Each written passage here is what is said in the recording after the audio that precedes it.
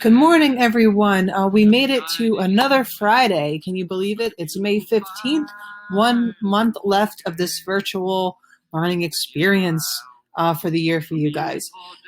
So, special shout out to, I know it's Block 7 today, but also to everyone else in our classes who are watching.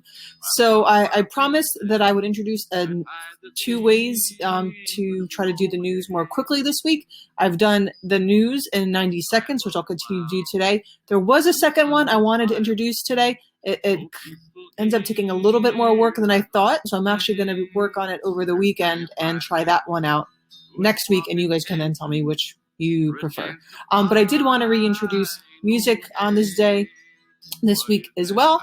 So today would have been the birthday of Utah Phillips.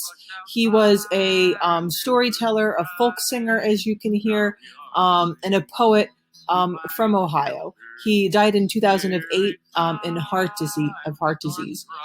He was also a labor organizer and an anarchist. Sort of works with his folk song characteristics as a singer. So I chose him since we just finished the Industrial Revolution unit, how those harsh working conditions caused labor unions and labor organizations and strikes and protests. And he sort of continues with those efforts. The song I'm playing is called the Enola Gay. The Enola Gay, which you will learn in our next unit if you haven't already, was the name of the plane piloted by Paul Tibbets, who dropped the atomic bomb on Hiroshima. It was named after his mother. So as you can imagine, it's like an anti-war song. So if you're interested in listening more about him today, you can look up Utah Phillips. All right, so now I got my timer for the New York Times in 90 seconds. Today, Congress will be debating a new relief as state budgets are ravaged. If you haven't been watching C-SPAN to see all the things that are going on within Congress this past week, all the testimonies and stuff, I encourage you to take a few minutes to do so. State budgets are like obliterated right now. And there's like a 3 trillion, I think is the number, an extremely large package Congress wants to push through to try to help this. It's supposed to be a big debate. Trump says he will veto it. So stay tuned to see what will happen. New York City has extended its lockdown until June 13th.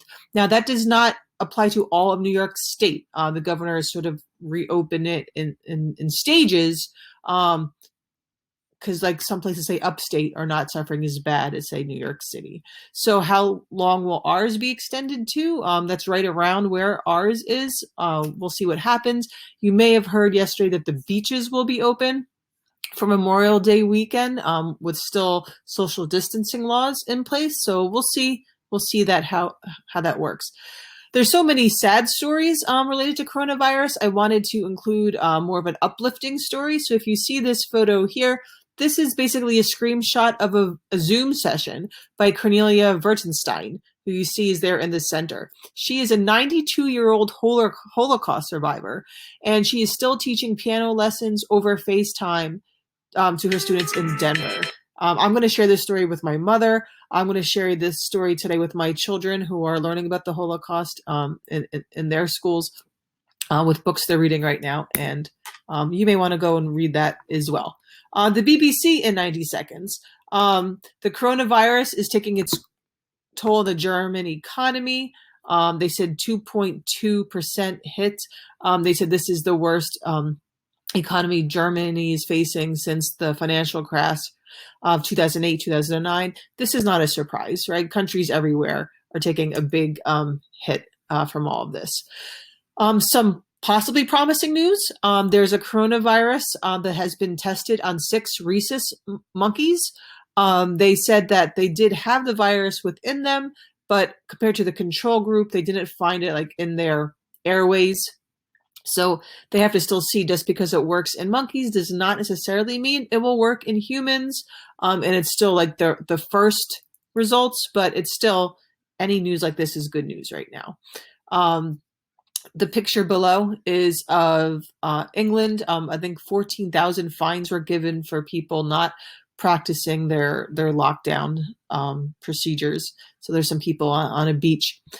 Germany has also made public burning of the European flag or any European flag a crime, punishable up to 3 years in jail. It's also illegal to burn the German flag, but now any flag. They call it a hate crime. Something to think about. Does that violate free speech or not? Right? That'd be a good debate if we had the time these days. Okay. And now, oops. And now we have on this day in 90 seconds. Today, in 1869, in New York City, Susan B. Anthony and Elizabeth Cady Stanton formed the National Woman Suffrage Association, also known as the NWSA.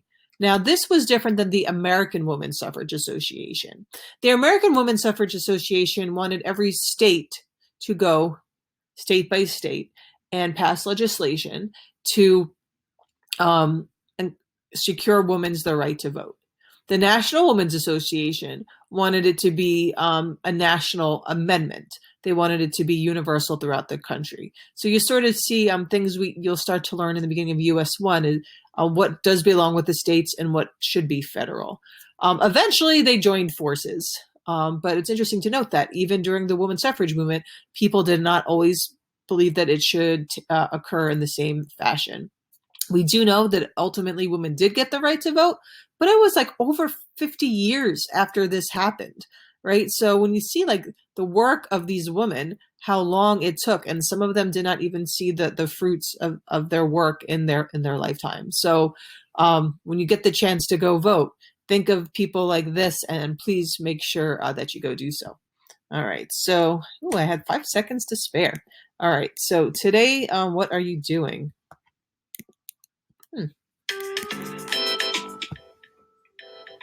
Did I not put a slide of what we're doing?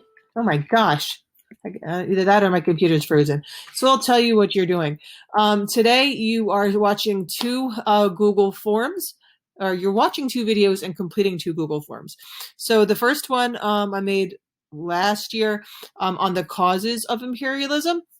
The second one, I used to use the one I used for my old district, but I sort of redid it last night, and that's on the effects of imperialism.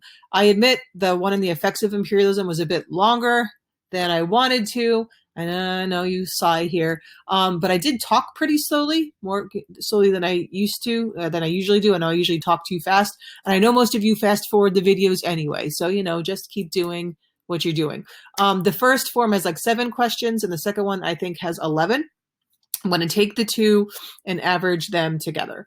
So I know you had one Google form due for last class, which most of you did very well on. Then you have these 2.